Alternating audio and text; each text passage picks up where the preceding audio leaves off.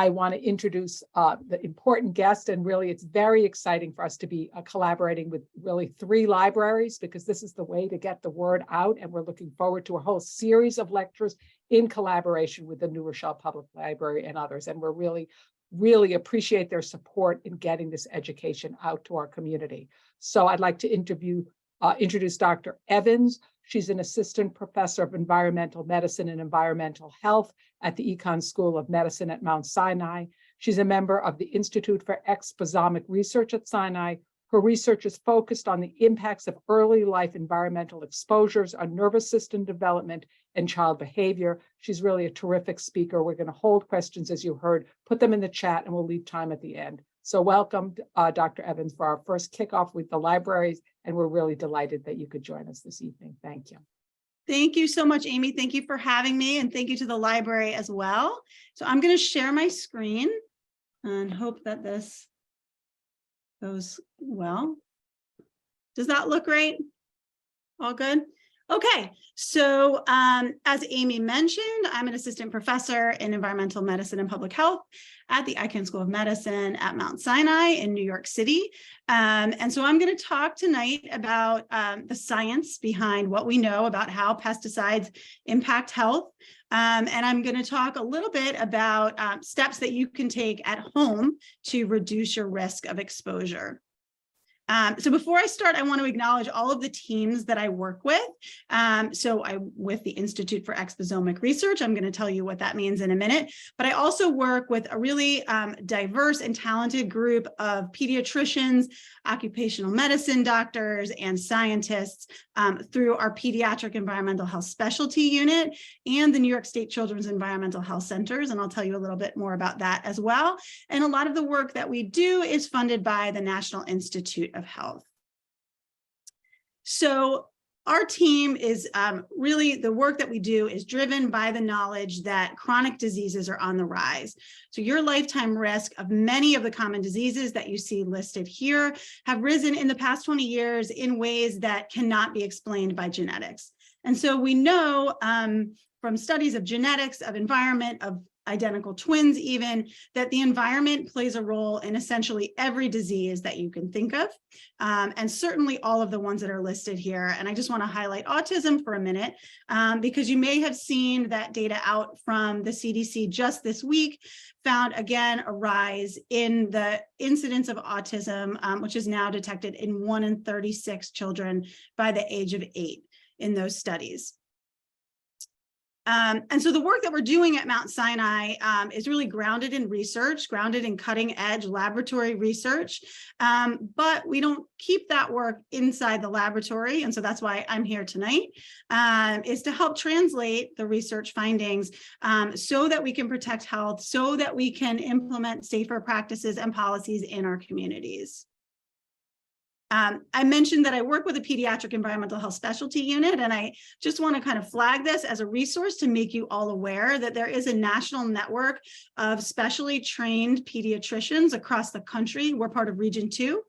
These are federally funded centers who understand how the environment impacts health and provides guidance not only to families and communities, but also to other health professionals. So we're really engaged in training health professionals in how to respond to questions from patients like, what kind of pesticides should I use on my property, and is this safe for my child?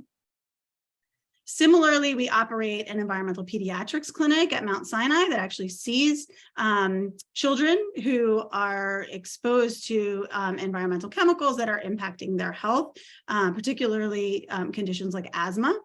And I mentioned the New York State Children's Environmental Health Centers, and I wanted to highlight for you all that this is a statewide network. It's the only network in the country, the only state-based network in the country that, again, specially trains clinicians to prevent, diagnose, and treat diseases that have an environmental component. And you all, I'm assuming that most of you are in Westchester, and there is a Hudson Valley Westchester Center that has pediatricians through Boston Children's, New York Medical College, that also have this kind of expertise and are a great resource. And I can share links to these organizations at the end. On the research side of things, we're really viewing environmental exposures very holistically. And so in the past, traditional environmental health research looked at one chemical at a time, one pesticide at a time, and tried to associate that with disease outcomes. But we understand now that we're not exposed to one thing, and that'll be sort of important as I talk about pesticides and how they impact our health. We're not exposed to one chemical at a time. And it's not just environmental chemicals that we're exposed to. We're also exposed to things like viruses, nutritional factors, stress, and lifestyle factors. And all of those things interact with who we are, our own genetics, whether you're male or female, factors like your microbiome, which impact your gut health and your immune system. So the way that we study environmental health now is to really take this holistic view of health. And that's what when we talk about exposomics, we're talking about everything that we're exposed to throughout the course of our life. Okay. And so I just wanted to give one example of that in the context of pesticide exposure. So, we know that the environment really interacts with our genes and who we are. And so we know that the way that we process certain pesticides might be different depending on our genetic makeup. And so this is an example of how organophosphate pesticides act in our body. And this is shown for other types of pesticides as well, but organophosphates and other chemicals get processed by our liver. And depending on what kind of genetic variant of particular enzymes you have in your liver, you may process those chemicals differently. And so if you have an enzyme that's not very active in your liver, for example, you can create toxins in your body that can then cause things like learning and behavior problems, neurodegenerative disease, and asthma, and other things that we see with exposure to these kinds of pesticides. And the other thing that I want to point out is that we actually also have studies that show that there are factors that can be protective. So, for example, depending on your diet and the nutritional content of your diet, you can prevent some of these impacts of pesticides. So just to say that we really have to take a holistic look, and that's not always done when we look at studies of pesticides, for example, that are done by the EPA. So we know that many of the chemicals in the environment are getting into your body, and one of the ways that we know that is through studies that are done by the CDC every other year that look at a representative sample of thousands of people across the US of different race and ethnicity and of different ages. And so those studies find that there are over 200 chemicals in our bodies that come from many of the products that we use in our daily lives. They test for over 40 pesticides and find that nearly everyone in the United States has levels of those chemicals and pesticides in their bodies. Many of those exposures are higher in children, and I'm going to talk about why we're particularly concerned about that. And many of them are also higher in Black and Hispanic participants. And these are really chronic, low-dose, cumulative exposures, not the types of exposures that you might experience, for example, from a poisoning. And so those are really a little bit difficult to study, but that's the way that we look at it now, is how does this sort of lifetime and very low-dose exposure to many things at a time impact our health? So children are uniquely vulnerable to pesticides and other chemicals for a number of reasons. We have a saying in environmental health that children are not little adults. So for one thing, they're closer to the ground where chemicals like pesticides settle in the dust. And of course, they roll around in the grass. They put their hands in their mouths, which increases their exposure to everything that they touch. They put other objects in their mouths. Their diets are limited, and so they tend to really go for some of the foods that also have higher pesticide residues, like strawberries, like apples. They eat more and drink more for their body weight than adults do. So they get more exposures through foods and water. And they also have higher breathing rates than adults do. So that makes them more susceptible to inhalational exposures to things like sprays and aerosols. And so we talk also about windows of susceptibility, and they're not limited just to childhood. And this image actually isn't even comprehensive to all of the windows of susceptibility that we're concerned about. But basically, we know that during different periods of development, our systems are most sensitive to certain environmental toxins. And so some of those periods that have been identified are times when the body's undergoing rapid changes. So during pregnancy and fetal development, early childhood, but also on into puberty and even later life and menopause. So to give an example of how windows of susceptibility operate when it comes to pesticides, the now banned pesticide DDT, which was banned in the United States in the 1970s, has been associated with increased risk of breast cancer. And when researchers look at the timing of exposure, they find that it actually impacts how susceptible you are to different types of breast cancer. So for individuals that were exposed during early life, so before puberty, or even in utero, their chance of getting breast cancer was increased before the age of 50. So premenopausal breast cancer rates were higher if you were exposed during these early developmental periods. And for women who were exposed to DDT after puberty, their risk of breast cancer was increased during the postmenopausal period. So when you're exposed to influences what your health outcomes might be. And another thing that we know about pesticide exposures is that these effects can be transgenerational. This has also been shown for DDT, where the grandmothers of women, the grandmothers who were exposed to DDT went on to have granddaughters who had an increased risk of breast cancer. We call this transgenerational inheritance, and it's been seen for a number of different types of chemicals, but DDT is really a prime example. So it's not only being exposed during your own development, but actually having prior generations exposed to some chemicals like DDT can impact your health. So in addition to all of these developmental periods, imparting susceptibility to pesticide exposures, we know that pesticide applicators are at risk. And this is how we know a lot of what we know about health outcomes related to pesticides, coming from these very large studies called the Agricultural Health Study in the United States. I'll talk a little bit more about findings from those.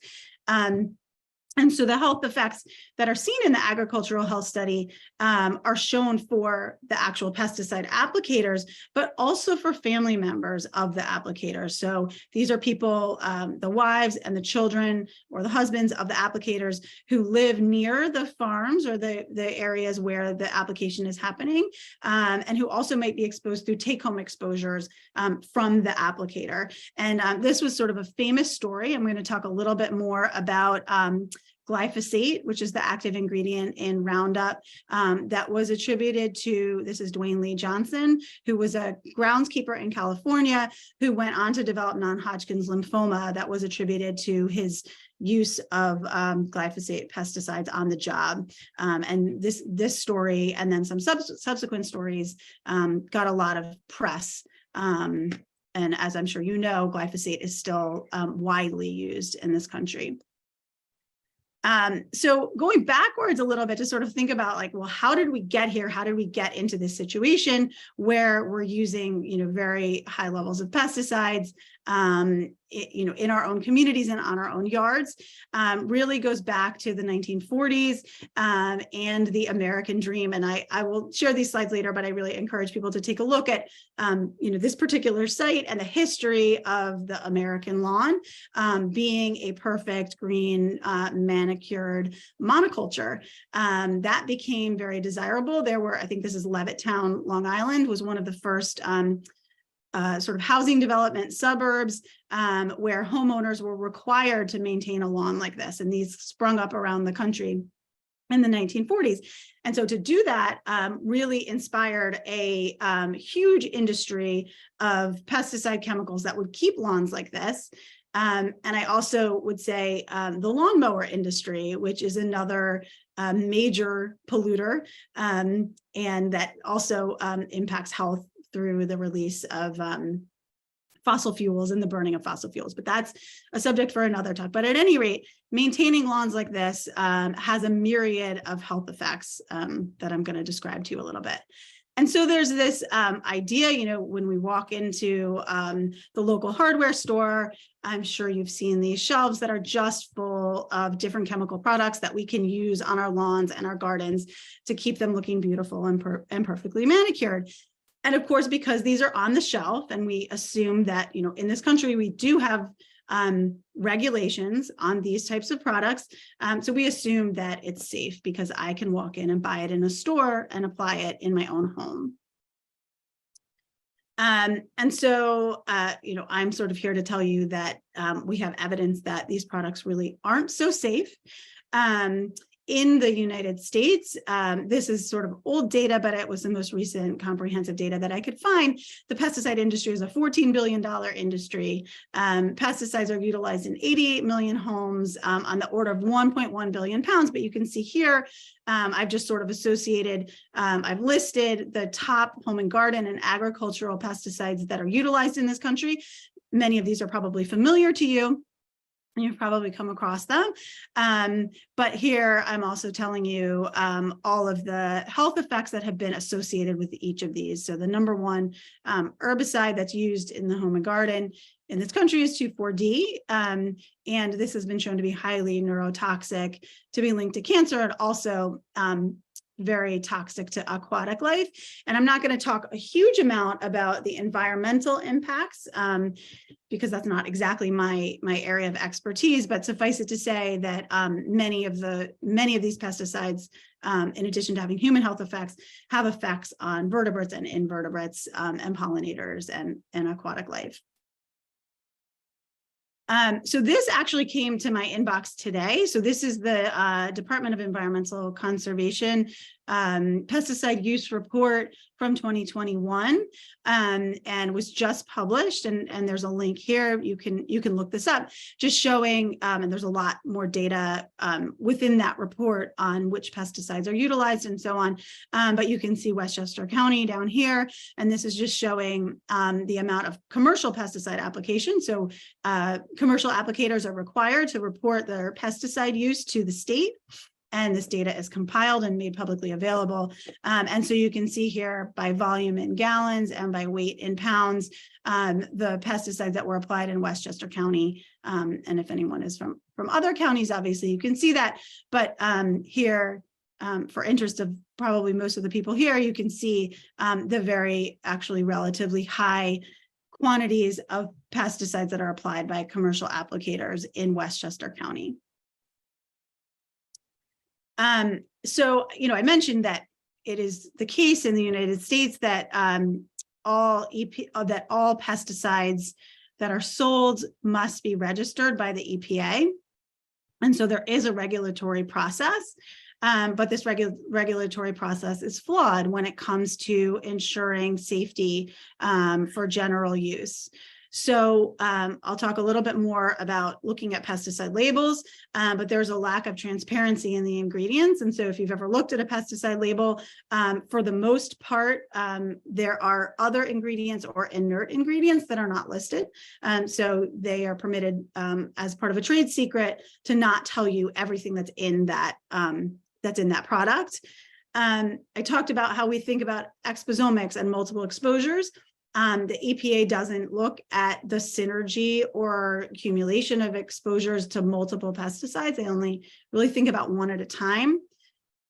Most pesticides are like continually under registration review. So EPA is constantly re-reviewing data on health. If anyone has followed the story on chlorpyrifos, for example, an organophosphate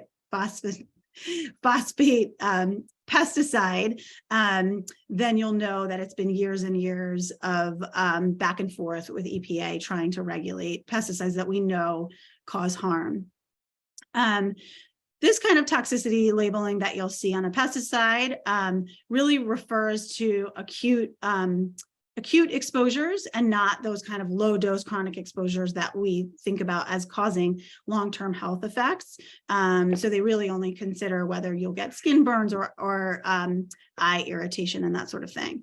And then I think it's really important to point out that many of these pesticide chemicals have long half-lives in the environment, and those can be impacted. So a half-life is the amount of time that it takes for half of the pesticide to degrade. And many of those are dependent on weather conditions, sunlight, exposure to sunlight, for example. And so when pesticides come indoors or are utilized indoors, they can last even longer. So we can have these ongoing exposures. So when you see the yellow flags that say it's safe to return to your lawn in 24 hours, it's important to note that that many of the chemicals that are commonly applied on our lawns actually stay in the soil for months at a time.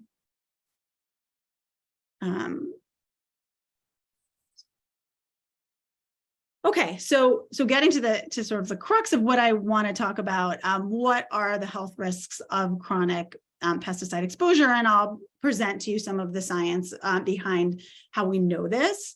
Some of the major concerns associated with chronic exposures, and a lot of this comes from studying agricultural workers and their families, are impaired brain development, increased risk of neurodegeneration, respiratory problems like asthma. So there are a number of studies showing that women who are exposed to pesticides during pregnancy have children who are at greater risk to go on to develop wheeze or asthma.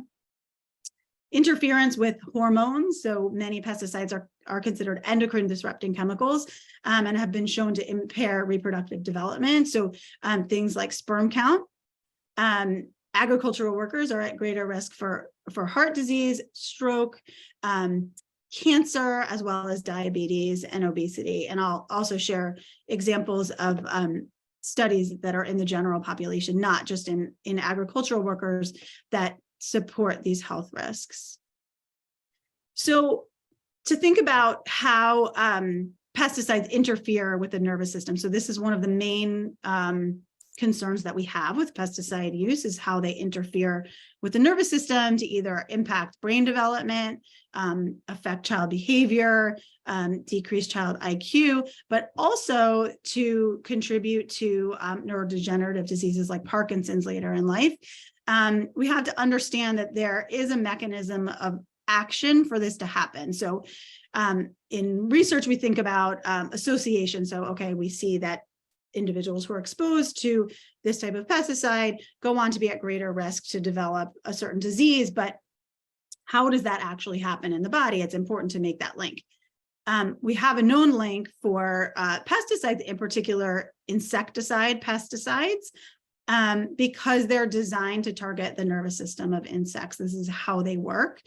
And so I've just listed a few different types, the organophosphates, the organochlorines, which is what DDT was and is now banned. Also pyrethroids. These are commonly used for things like mosquito repellents, and the neonicotinoids. I'm going to talk in a little bit more depth about neonicotinoids that are very commonly used to combat insects and also grubs. So all of these pesticides were designed to kill pests by interfering with the nervous system. And humans and other vertebrates have a very similar nervous system in terms of the receptors and the molecules that are expressed in the nervous system. And so there are places in our own nervous systems and our own brains that are actually targeted by each of these classes of chemicals.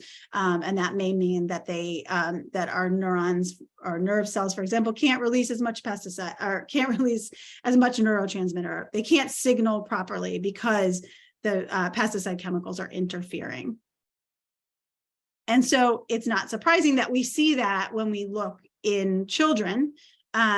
So a really striking study that was done by one of my colleagues at Mount Sinai with her collaborators at Columbia found that prenatal exposure to one of those organophosphate pesticides, chlorpyrifos, was associated with changes in brain structure. So we have this mechanism of action. We know that a chemical like chlorpyrifos can interfere with how brains signal.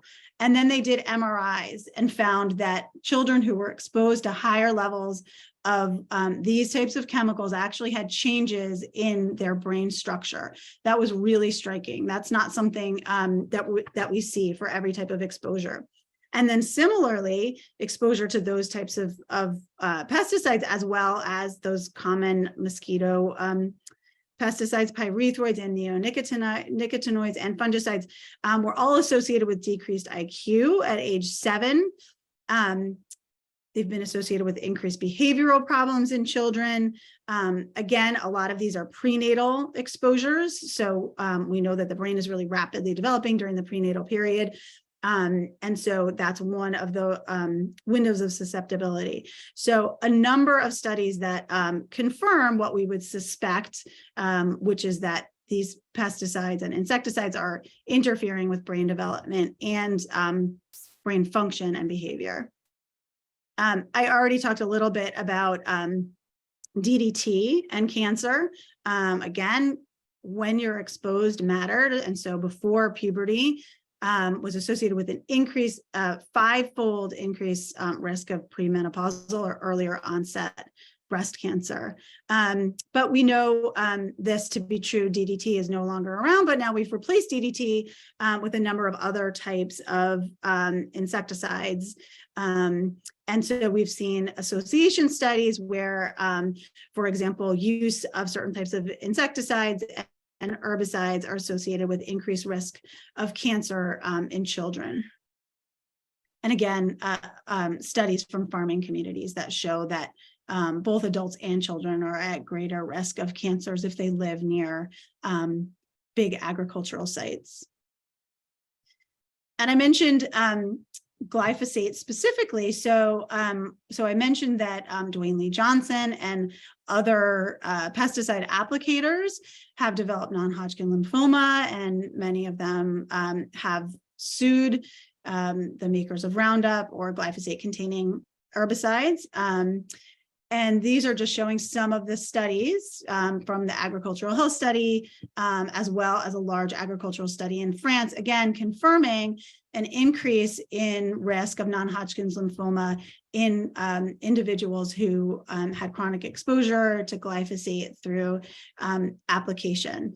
And so the World Health Organization Institute for Research on Cancer has classified glyphosate as a probable human carcinogen.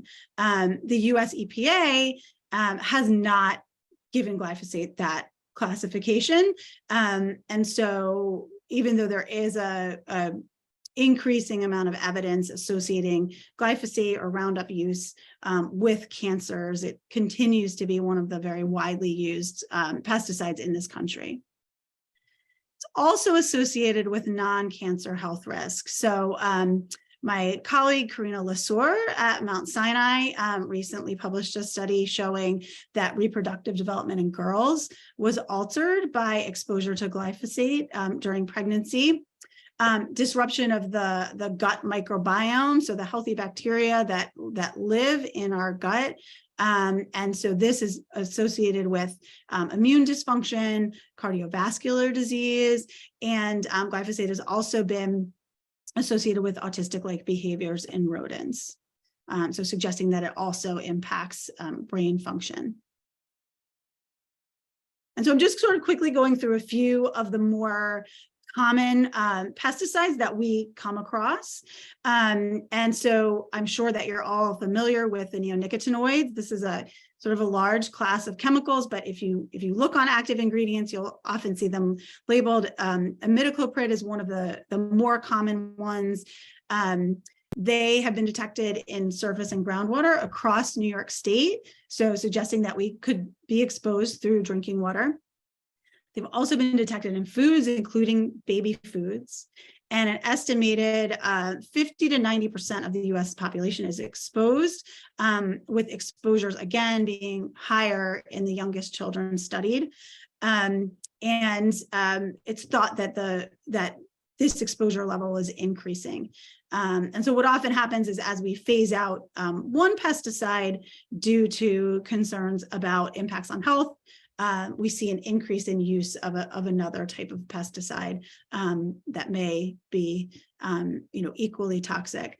Neonicotinoids are detected in cord blood and breast milk, so suggesting that they can cross the placenta and that the developing fetus and infant may be exposed. In terms of health outcomes, as I mentioned in the previous slide, they've been shown to be neurotoxic, They're associated with birth defects, impaired reproduction. And of course, I think they're most famously known for being highly toxic to pollinators. And a recent study that was conducted by Harvard modeled what the health impacts of the loss of pollination are. I think sometimes that's a little bit hard for us to wrap our heads around, but they estimated that that even a small amount of loss of the pollinator population and subsequent pollination of food crops could contribute to over 400,000 excess deaths and other associated health outcomes associated with the loss of healthy foods.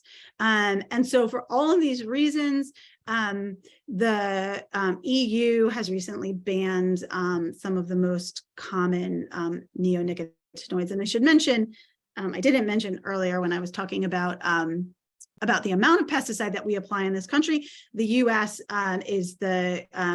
Applies the highest quantity of pesticides in the world, higher than China or Brazil or the EU, and also permits the use of many pesticides that are not permitted for use in other countries.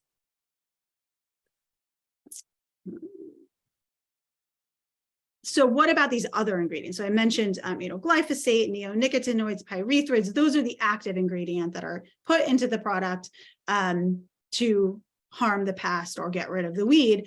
But again, as I mentioned before, much of the product could be made up of other ingredients, and you can see here for this particular product, 40% other ingredients, or synergists like piperonyl butoxide or PBO, which is something that makes the pesticide more active. It can make it stick around longer, as I mentioned, have that longer half-life. And so we've actually seen studies that show a higher toxicity, for example, for PBO, which is associated with cancer and impaired neurodevelopment and risk of wheeze in children than we do for that active ingredient. And so that's often not considered when we're looking at the toxicity of the product. We need to consider what are those other chemicals that are added to the product that are not just the active ingredient. And so I also, don't like to talk about pesticides or many environmental health issues without pointing out the impacts on climate change. This is really sort of a reciprocal interaction. So because of the changing climate, we have changing pest control needs. So we have warmer temperatures that are promoting the growth of bacteria and viruses and insects. Tick season, I'm going to talk a little bit about ticks. Tick and mosquito season have become longer and less predictable. And so we're needing greater quantities of pesticides, but at the same time, pesticides tend to be petroleum-based. Their production requires a lot of water, and they're destroying the soil, and they're so that the soil is a less effective carbon sink and less able to pull carbon out of the atmosphere. And so this is just sort of another reason to think about reducing pesticide use because of the impacts that it can have on climate change and all of the myriad of health effects that climate change in turn is causing. And so that kind of leads me into ticks. And I wanted to talk about this as a specific topic because it is tick season. It's almost always tick season, I think, at this point. And we often get questions about this. And so you can see here in this diagram, the life cycle of the tick throughout the changing seasons, where the tick nymphs and larvae are really present throughout the spring and early summer, and really even in the winter times. And in the fall, you have the larger adult ticks that are more present in the environment. And so you can see here that we're really getting into the months where tick bites are the most common.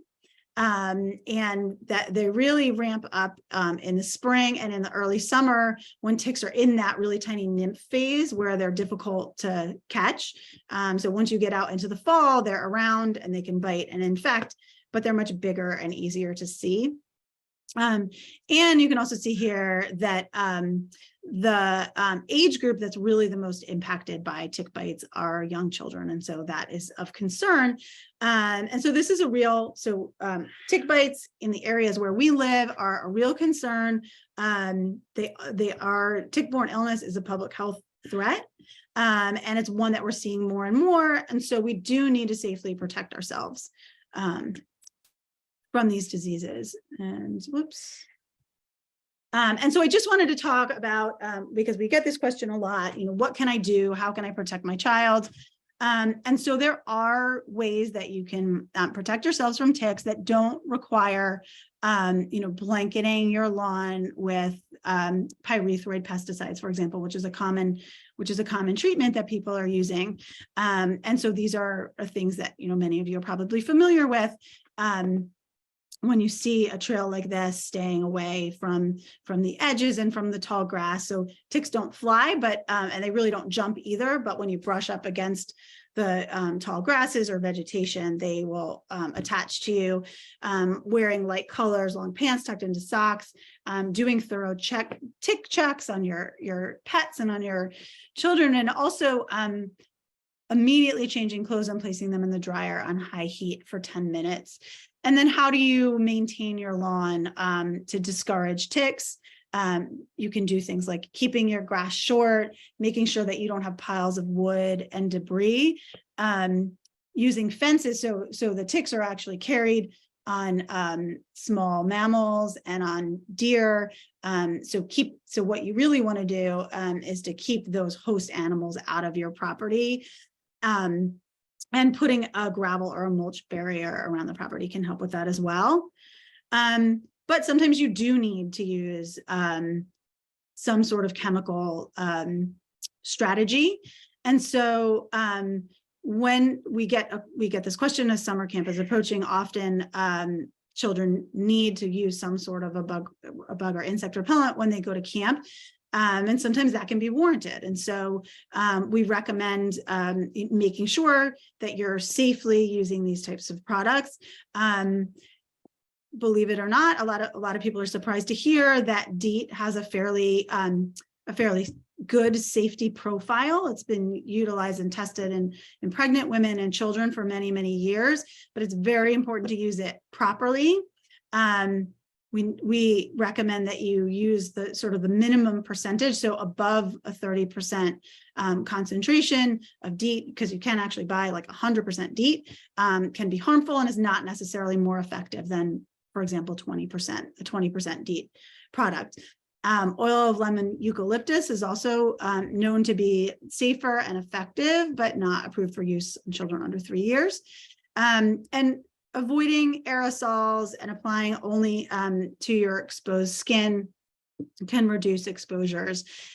Outside on your lawn, tick bait boxes have been shown to be highly effective. And so these actually are to treat the rodents, mostly mice, that will come into the box to get bait and get a little bit of pesticide applied to their backs that will then kill the ticks or repel the ticks that are on them. And so these can be utilized sort of around your property. They're enclosed and thought to not be harmful to wildlife, not be harmful to children and pets as well. So that sort of leads me to talking about things that you can do. So things that you can do as an individual. Changing your behavior. We know that there are effective ways to reduce exposure by your own behavior change. But what's even more effective is driving the market. And so we have seen an increase in the availability of landscapers who are willing to try chemical-free strategies in products that are available and effective. And then lastly, stronger regulations are really critical. And I'm going to just touch on a couple of these ideas. how we can decrease exposure using these different strategies. And so, we're talking a little bit about healthy yards, but of course, diet is another major route of exposure to pesticides. And so I just wanted to share what I think is actually pretty good news from studies that looked at changing a diet from a conventional diet to an organic diet. And they only did this for 6 days. So I think they had a conventional diet for 6 days and then a washout period, and then they ate organic for 6 days. And so you can see here the before and after, very dramatic reduction in exposure to all of these common pesticides, which were in these families. They tested a number of families. And these families had these pesticide exposures. They had these pesticides in their bodies through their diet, and they were able to quickly and dramatically reduce their exposure just by changing their diet for a short period of time. Other effective strategies. So there are actually studies that have been done by the EPA that show that we do in fact track pesticides into our homes, on our shoes, or through pets, or even strollers, or things that you roll into your home.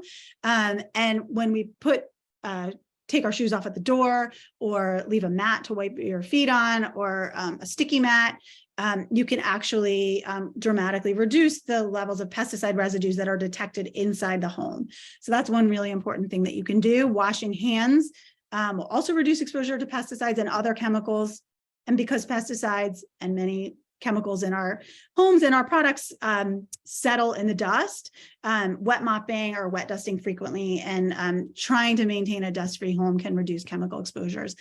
And of course, as I mentioned, eating organic foods, or I didn't talk a lot about this, but many of the GMO products in this country are treated with glyphosate because they're engineered to be resistant to glyphosate. And so GMO foods can have high residues of glyphosate on them. And so avoiding GMO produce, eating organic, but also I really want to highlight supporting local farmers markets and supporting local farmers. Often it's expensive to be USDA certified. And so often small farmers don't have the budget to go through that process, but many of them are using lower levels of chemicals, safer chemicals, organic practices, integrated pest management. And so getting to know a local farmer and asking them what their growing practices are can be another great way to reduce exposures through foods. This is my lawn, with my healthy lawn with clover. And so I think that, we need to normalize this kind of thing in our communities. It is green. I actually wish it was all wildflowers. But getting away, I live in a community with, very small lawns that are all adjacent to each other. And so it does look bad if you're the one with all the weeds or all the dandelions. But I think we need to, influence our friends and our neighbors and our communities that this is the safer, healthier way to live. And this is an example of the pesticide-free zone sign from the organization Beyond Pesticides. And there are a lot of communities that are doing this. So I think we should advertise our beautiful green pesticide-free properties. And I mentioned policy change, legislative action as being a super important way that we can reduce our exposures, the most important way. And so just wanted to let you all know that there is a bill that has been introduced for a couple sessions now in New York State. New York State does tend to be very progressive on environmental regulations, which is great. This is the Birds and the Bees Protection Act, and it would dramatically reduce the neonicotinoid use in the state of New York by banning. Neonicotinoids are not only applied by spray, but they're also applied directly to seeds, and the seeds are treated. And then the neonicotinoid actually enters the plant and enters the pollen and exposes pollinators that way. And so this is an important bill to support now, and let your local legislators know that you want them to support this.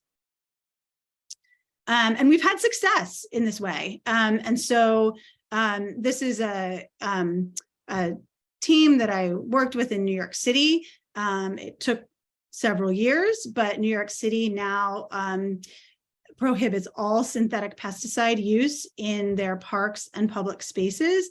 And it actually started with a woman named Paula Rogovin, who's a kindergarten teacher, whose kindergartners in her classroom approached Council Member Kalos, who's seen here, and said, we don't want pesticides anymore in our parks.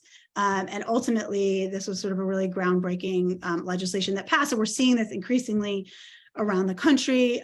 Philadelphia parks did a similar thing. And this is my colleague, Megan Horton, who is testifying in the Senate in Oregon to ban chlorpyrifos. So she is the scientist who did the work showing that chlorpyrifos impacts brain development with MRI. And so she has been an advocate bringing her science to legislators. And there have been a number of chlorpyrifos bans. So we're seeing that more and more across the country. Not only those bans, but an increase in organic sales in the country every year. Many of the newer pesticide chemicals, while they do, many of them come with health hazards, they don't stay around in the environment as long as pesticides like DDT, which we're still finding in the environment, even though it was banned in the 1970s, and they don't accumulate in the body. So that's what that study on organic diet demonstrated, that you can really dramatically reduce your body burden of many of these pesticides just by eliminating your exposure or cutting down your exposure. And it's also important to note, and this is really where an area where our research is focused, is that positive exposures can mitigate risk. So I mentioned things like a healthy diet, and we don't fully understand how all of that operates, but we do know that a positive environment, a healthy environment, can counteract some of the harmful risks of environmental chemicals. And so I'm going to wrap up just by giving you sharing a couple of resources. I wanted to share that we operate a summer academy, which we're currently accepting applications for. This is for if anyone is or knows any interested high school students all the way through medical students or even pre-professional who would be interested in joining our statewide network for 8 weeks this summer to learn about environmental health and to learn about how to advocate. We have an application for that. And we maintain a number of resources. So both through our Exposomics Institute, and if you scan these QR codes, or I can also put the links in the chats or share these afterwards, you can access information not only about pesticides and how to reduce exposures, but also about a number of different environmental health risks. And likewise through our New York State Children's Environmental Health Centers network. And just to show that we have infographics, we also have materials that are targeted to youth. And so with that, I will stop sharing and open for questions.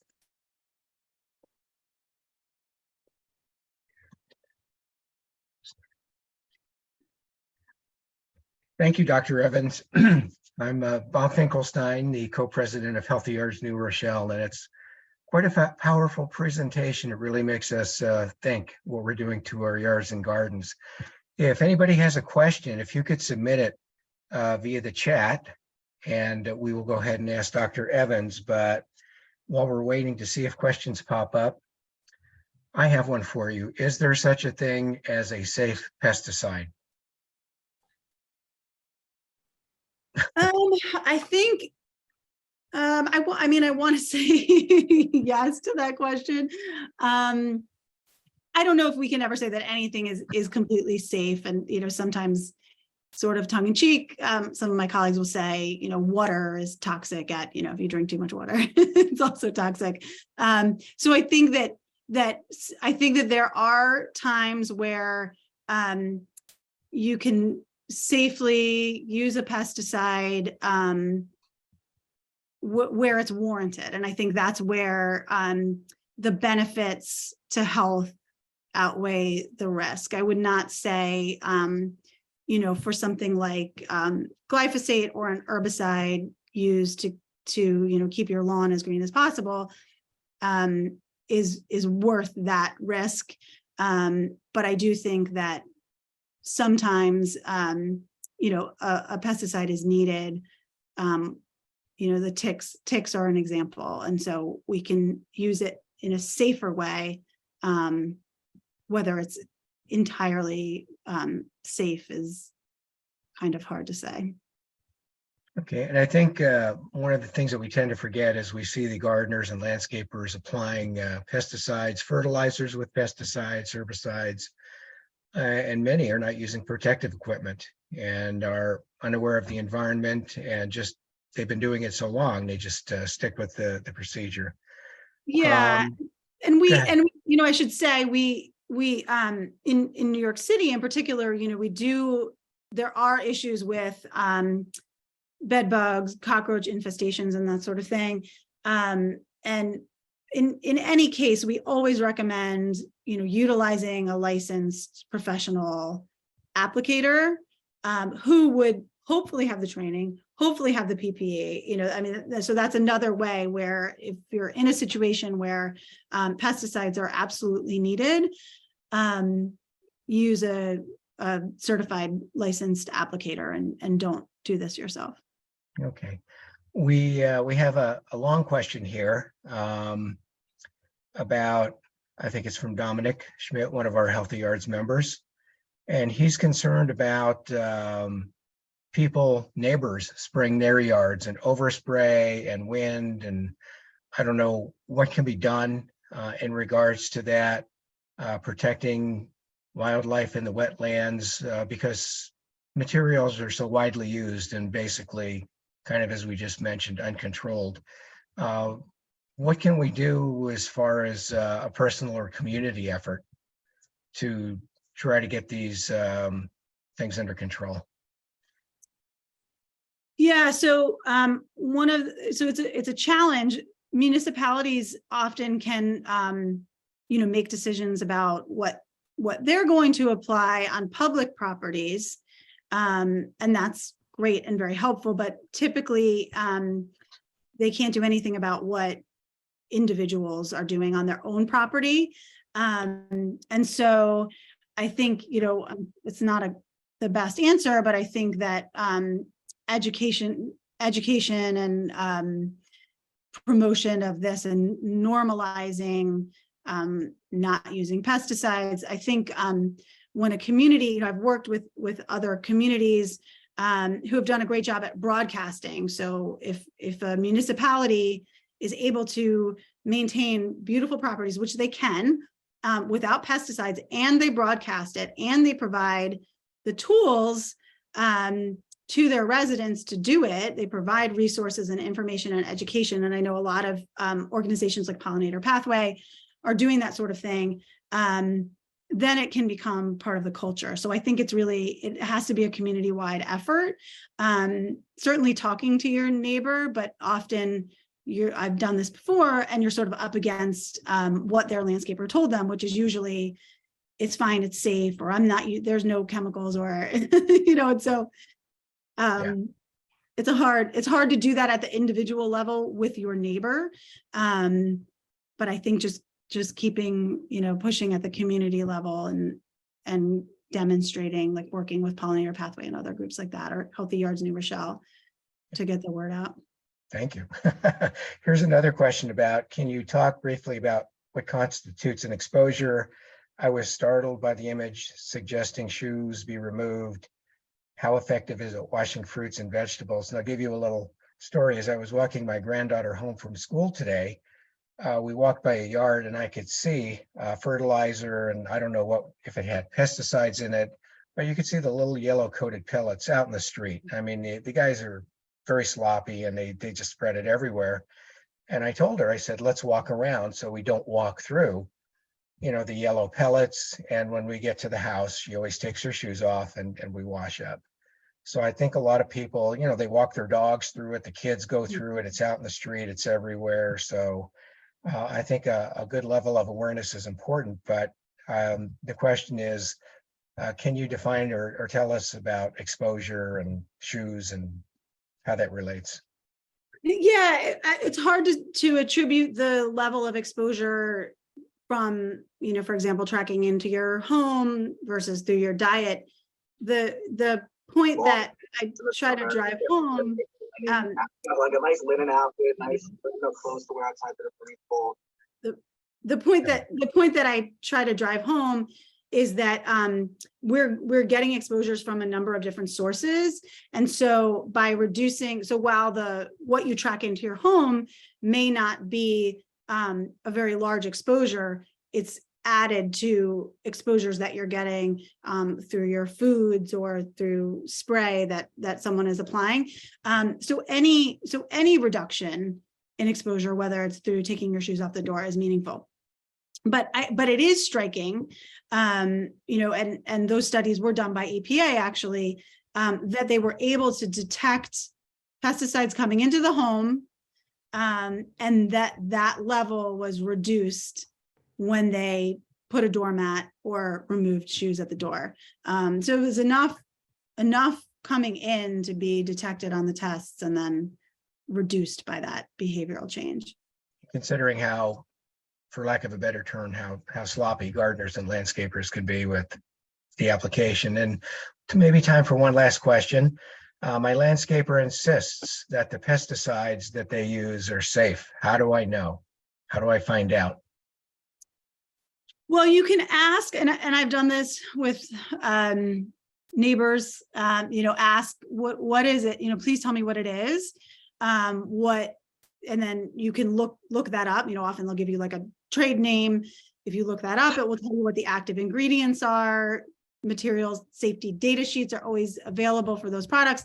And then I would recommend, there are a couple of good resources. I put our website, which has some information about pesticides and other exposures and pesticide active ingredients. There is a really good resource, the National Pesticide Information Center, NPIC is one. I can try to put those in the chat. And another one that's actually local to New York State is the Cornell Integrative Pest Management Program and the Cornell Cooperative Extension. They operate regional offices, so you can actually call them and get more information. You can call NPIC, you can look up, you can search for that pesticide ingredient on the NPIC site. You can also call us at the Pediatric Environmental Health Specialty Unit. We get these kinds of questions all the time, and there are some that are better than others, and I totally recognize that it's hard to read a chemical label and read a chemical and understand what it is that you're dealing with. So yeah, NPIC, Cornell Cooperative Extension, Pediatric Environmental Health Specialty Unit are all places that you can go with that information. Great. Thank you, Dr. Evans. And we like your lawn. It follows what we like to do in Healthy Yards New Rochelle. Pesticides, treatments of lawns, chemical free is what we're pushing. That's our #1 charter, along with native plants and pollinators. At this point, let me maybe turn it back over to Lisa at the library for any last comments, or Amy. And see, it's just a little bit after 8, so if there's any final comments, please. Well, Bob, there is a question, and I'm not sure. I mean, I can say tonight's program was recorded, and we will make it available, through library communications. It'll be shared. Healthy Yards can make it available, because the question is, it is so difficult to engage residents in the suburbs to pay attention to the dangers. And the case in point, there's only 25 people on this program tonight, despite it being promoted widely. So there's a question: does Healthy Yards distribute any information doctor's offices or anything that you share with, municipalities and et cetera. Yeah, we do work with the city of New Rochelle. We have an NRAC group, and we're becoming more involved in looking how we do things in our city. We spread the word through our newsletters, emails, and also our Facebook page. We use the Westchester Pollinators as a pathway. I'm part of the Native Plant Center at the community college. We have good access, so we can try to spread the word as much as possible. But we do need everybody to really help and get on board. It's really, as Dr. Evans kind of said, a community effort, and we need everybody's help. Trying to educate the gardeners and landscapers is really tough because they've been doing it for 30 years.